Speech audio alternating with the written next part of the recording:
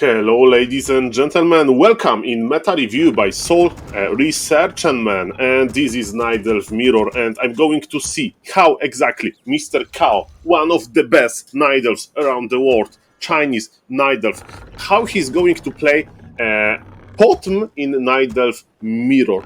There are some different ways, okay, but in the recent patch, POTM got buffed, the Searing Arrow, and also this strategy with mass hands got buffed because glaive throwers are moving a little bit faster, and this glaive thrower upgrade that nobody really research takes shorter to be online. So there are some slight buffs to this strategy, and of course I did some preparation, and I would say that the Night Elf Mirror is not full of POTM Mirror. It's mostly Demon Hunter, Keeper, Bear Mirror, but I would say in 25% games they will be a POTM basically from one player at least. So 1 in 4 games you can see POTM, and it's something new. It's something, I mean, it's not very new, but it's new for me, for example, and I'm going to explain you like the overall game plan of this strategy. So as you can see, the build order is very standard. We are opening with one archer, and of course hero is POTM, and now our entire plan is to basically creep the monster that contains item, pick the item with POTM, and then start harassing by going across the map and just right-clicking on some enemy units with our Searing Arrow. That's the plan. What is also important, we are skipping a second Moonwell for now, because we need to gather 100 wood first in order to make Hunter's Hall, because we are going to produce a lot of hunts. And now we wait for 40 wood in order to make a second Moonwell. And look, item already in the POTM pocket, and Mr. Kaho had a Searing Arrow turned off during the creeping. I mean, he did not even pick the spell, but this is not important, because it's always a Searing Arrow, even versus Demon Hunter with Mana Burn, at least from my research. And look, Archer and Ancient of War, they are finishing the first camp, and Wisp confirms where enemy Demon Hunter army is. And basically now you run. You run around. Now, usually you don't bring your archer. This archer is mostly to annoy enemy wisps, basically to force them to move a little bit. And as we can see, we are just running. We are just running. And what is important now, we are going to make second Ancient of War, because we are going to spend all of the resources, not on tech, but on hunts. And the second Ancient of War is in a very strategic position, because we are usually making it close to the camp that is like big and is on our side of the map, right? So basically, when we finish this harassing pace, we are going to creep, maybe even level 3. We will see how will the game go, and then push. Third Moonwell on with the way, first hunt, and we are just running, okay? Opponent knows that we are going to construct the timing, and what is cool with Searing Arrow, you can really go for the last hit. Okay, he missed the last hit on this sea turtle, but Kaho is doing some damage to the archers, and he got the last hit. With Searing Arrow, you have a big bonus, and now you can even contest the... Okay, there is no dust, so he can even try to disappear, but Kaho knows better. And as you can see, the entire Night Elf army is being... like, he's not even taking army with him, because he doesn't want to lose any HP, probably. And of course, in your games, you can experiment a little bit. But basically, the plan is, if you want to play very like passively, you want to learn this build order, there is nothing wrong with keeping army close to the camp that you want to creep, basically like Mr. Kaho does, because what is important, you are going to push really hard around 50 foot, around day...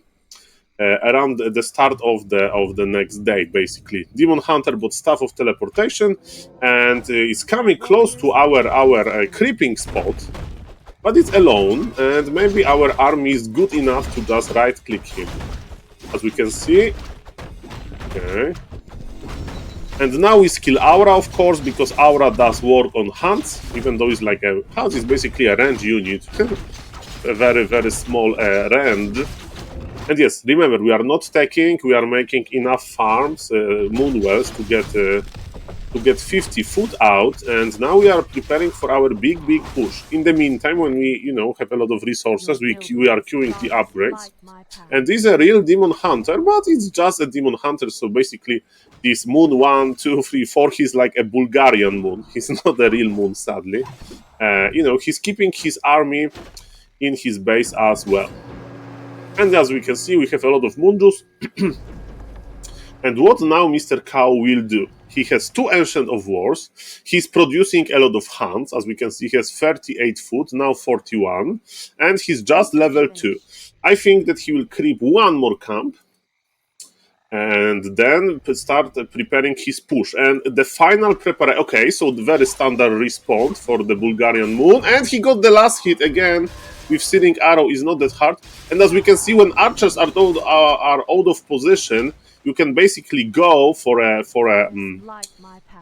kill. And look, nice surround and TP forced. So a good play. Okay, so what is important? Now you go for glaives because you want your final 6 supplies to be glaives. And now when we are around 47 foot, we bring our wisps. And as we can see, we are not pushing really hard. Even our opponent has access to tier 2. We are basically going to push during the start of the day because we want to have the scrolls. We want to have a heal scroll and we want to have protection scroll. The idea is because we have so many hunts. And look, we are taking it slow. So towers, because we don't want to break 50 food. We have 1 upgrades. We are obviously not taking. And glaives will come soon. And very standard play by a Panda to go Drunken Haze first, just to remove the damage output from our hands. And yes, we are taking it slow. So far, no scrolls, so we are not going in. We are waiting for our grave flowers that are coming soon. Kaho is accumulating a little bit gold to buy the scrolls at the start of the day. And now he went in with the scroll of the beast. Of course, Wisp is here to detonate.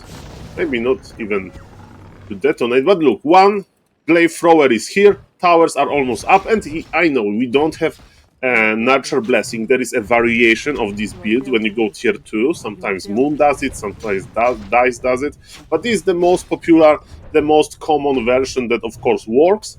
And I tried it myself, and I won 3 times on my 1700 MMR journey.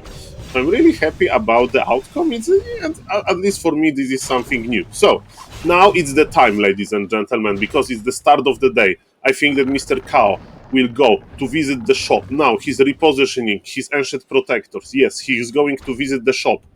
And then he will push very, very hard. As we can see, enemy Nidev is on tier 2, but he has some Dryads, and he's not making that many units that we are scared. And remember, you have full Moonwells in your base, right? So if you have very low hunt, just remove from the control group, put back to your base, heal and come back, no problem. Okay, scroll of protection, a scroll of healing. And it's like a chessboard moves. Now we fight a little bit with a glaive thrower. Then we are putting our towers a little bit in front. 1 tower after another tower. And as we can see, we have even 1 Moonwell very close to us. 1 scroll has been used, scroll of protection, so additional armor is online.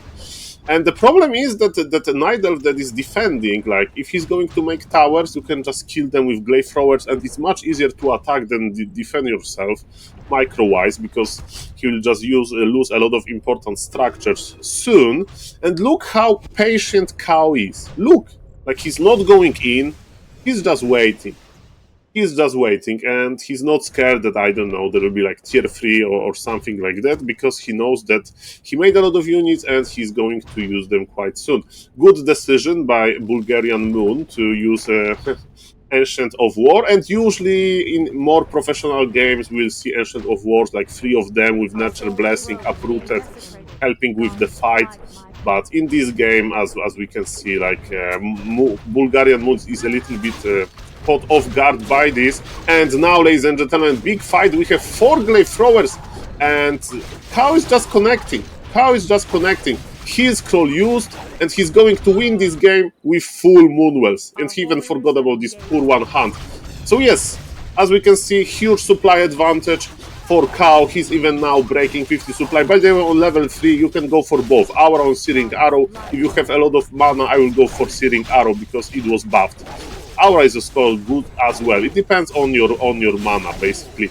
Panda, almost surrounded, not quite. Staff of Sanctuary used as kind of preparation. As you can see, quite a simple build. All-in build. It means that you are not taking and you don't have much future if you fail to push. Of course, you can be in damage control and, for example, try to expand or tech to tier 2. And if you play versus pod means, of course, a little bit different meta. Basically, you see some, I don't know, Zeppelin controlling glaive throwers and so on. But it was a very basic, very simple game as an example of Night Elf Mirror, how to approach Night Elf Mirror. And I wanted to cover this popular but yet a strategy with a little bit different build order and with a little bit different approach to the game plan. It was me, SaulApeMan, and I'm going to feed the table with strategies for this, as I mentioned in my YouTube special. And this is very standard, this is meta, which of course can be a little bit modified. Thank you guys for watching and see you in the next video. Bye bye.